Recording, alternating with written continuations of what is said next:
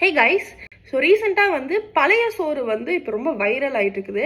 Especially இது pan India லெவலில் வந்து வைரல் ஆகிட்டு இருக்குது. I got to see a lot of North Indian influencers trying out recipes of பழைய சோறு, டெல்லிங் பழைய சோறு எப்படி பண்ணணும் அப்படின்னு சொல்லி அதுக்கு வந்து ஒவ்வொருத்தவங்க ஒரு பேர்லாம் வச்சிருக்காங்க. காஞ்சி அப்படின்னு வந்து பழைய சோறுக்கா இவ்வளோ மாடுலேஷன், இவ்வளோ ஹைப் அப்படின்னு வந்து வெல், பட் எனக்கு தெரிஞ்சதெல்லாம் பழைய சோறு தான். அண்ட் கோஇன்சிடென்ட்லி எங்க அம்மா வந்து இன்னைக்கு மார்னிங் பிரேக்ஃபாஸ்ட் வந்து பழைய சோறு தான் கொடுத்தாங்க. ஸோ இதுக்கெல்லாம் வந்து யாராச்சும் ஒரு வீடியோ போடுவாங்களா அப்படின்னு நீங்க நினைக்கலாம். பட் நீங்க வந்து இப்போ போய் நீங்க சும்மா சர்ச் பண்ணி பார்த்தீங்கன்னு வைங்களேன், பழைய சோறு ரெசிபி அப்படின்னு போட்டீங்கன்னா வந்து லட்சக்கணக்கான வீடியோ வந்து இப்போ ரீசெண்டா அப்லோட் ஆனதுலயே வந்து நீங்க பார்க்கலாம். இதுக்கு வந்து ஒரு காம்ப்ளிகேட்டடான ரெசிபின்னு கூட கிடையாது. மீந்திர சோறை வந்து தண்ணியில போட்டு உள்ள வச்சு காலைல எடுத்து அதுல தயிர் கலக்கி சாப்பிட்டீங்கன்னா அவ்வளவே தான்.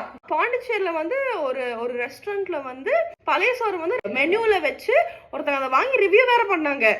ஐ have no comments regarding it. நான் வந்து ஒரு பெரிய பழைய சோறு ஃபேனா அப்படின்லாம் கேட்டீங்கன்னா வந்து இன்னும் எனக்கு கிடையாது. But I really like it. நம்ம ஊர் சைடுல it's like stable summer food. Summer வந்துச்சுன்னா இது குடிச்சிட்டு போனா நல்லா இருக்கும். நமக்கு அப்படியே வெங்காயம் ஊறுகாய் எல்லாம் வச்சுட்டு ஒரு வாய் சாப்பிட்டா நல்லா இருக்கும்.